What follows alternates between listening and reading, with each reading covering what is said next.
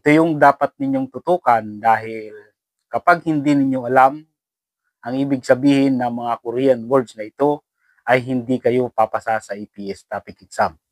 Kahit gaano karami ang Korean language vocabulary na alam ninyo, pag hindi ninyo alam ang mga Korean words na ito na nalabas sa tanong sa EPS topic exam, ay hindi kayo papasa sa EPS topic exam. At unahin natin ang dalawang salita na ito, kasi marami dito ang nalilito.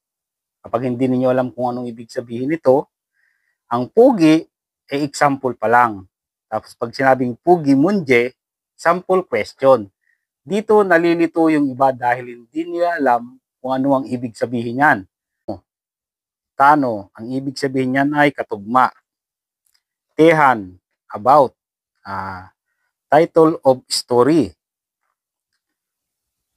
Musuntut, ang ibig sabihin niyan ay what is the meaning. Murom, tanong, question.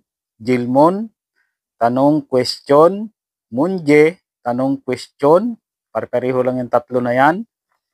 Tutgo, pakinggan. Hago, ginagawa. Taom, the following o ang mga sumusunod. Tedap, answer, sagot. Iyagi, pinag-uusapan, kung ano daw yung pinag-uusapan sa tanong. At sulmyong, explanation, pagpapaliwanag. Dito sa apat na ito, pare-pareho lang ang ibig sabihin ng mga ito. Kaya huwag kayong palilito dito kapag nakita ninyo ito sa question sa EPS topic exam. Itong mu, muson, muot, at mul. Pare-pareho lang ang ibig sabihin ng mga yan. What or ano. Pinkan, blank, durugal, fill in, pugo, tingnan, sunzuro, sequence, kursipsyo, please choose. Tayo sa correct or not correct. Unahin natin itong correct. Innun, meron. Almajon, the correct. Paruge, correctly. Katun, same, katulad. Matnun, correct. Ito yung not correct or negative. Tarun, different or naiba. Tulin, different, naiba. Unknown, not include, hindi kasama. At Gian, don't. Umnon, wala. Do not have. Chalmut, mali. Wrong. Ito ang pinaka-importante din sa graph. Sabi nga ng iba, ang graph ay parang bonus question. Pero hindi ninyo masasagutan ang graph kapag hindi ninyo alam kung ano ang hinahanap sa graph, kung mataas o mababa, or kaunti o marami. Okay, pakinggan nyo to. Ito ang mga keywords na lumalabas sa graph. Kajang, most, pinakamarami. Isang, highest, pinakamataas. Iha, low, pinakakaunti. Jail, best o pinakamagaling.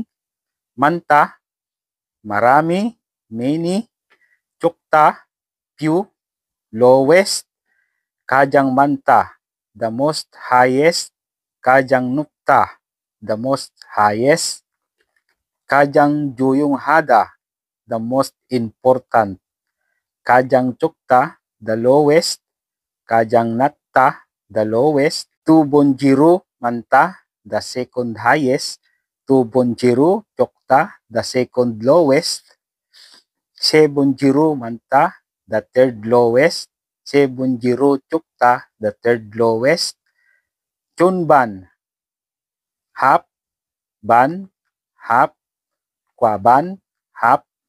Cholban num nutta, more than. Cholban isang ida, more than. Do, more. Puda, than.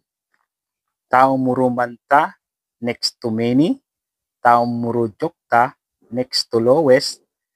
Cholbani andwinda, less than half. Cholbanga kaidwinda, close to half.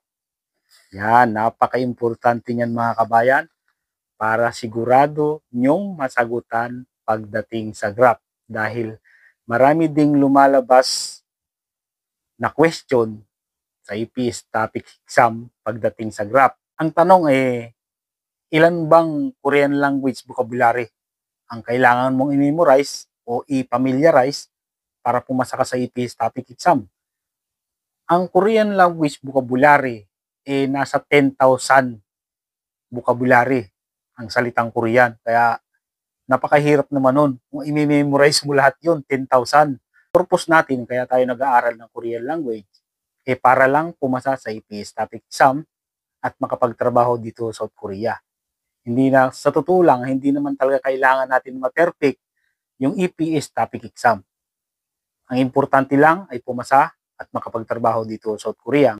Yung iba nga ay nakaka-perfect sa exam at hindi naman kasi tayo pare-pareho.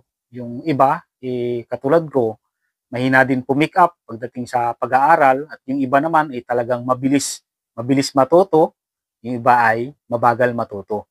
Sa pag-aaral ng Korean language, nakadepende sa tao. Meron kasing tao na yung iba, ang technique ng iba, siguro mga 3 months bago ang exam, saka sila nag-aaral. Meron namang tao na gumugugol talaga ng taon sa pag-aaral para makapasa sa EPS topic. Kaya iba-iba talaga. Yung iba, 1,000 vocabulary, pero pumapasa na sa EPS topic exam. Kaya nakadepende kung hanggang saan yung kapasidad ng utak ninyo, kung hanggang ilang Korean language vocabulary ang pwedeng pumasok sa utak ninyo at kaya ninyong i-memorize, ay i-memorize ninyo. Pero para sa akin, kung nahihirapan kayong mag-memorize, mas maganda ay familiarize na lang. Dahil sa totoo lang, ay hindi naman kayo magsasalita sa exam. Multiple choice.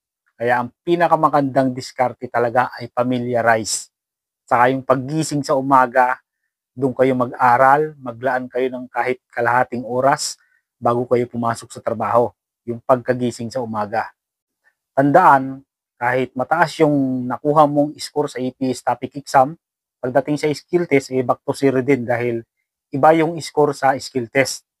Ang mangyayari dito, halimbawa, mataas yung nakaperte ka sa EPS topic exam, tapos pagdating ng skill test, hindi ka nakarating dun sa binyo, o kaya ay na-late ka, automatic yung bagsak ka na.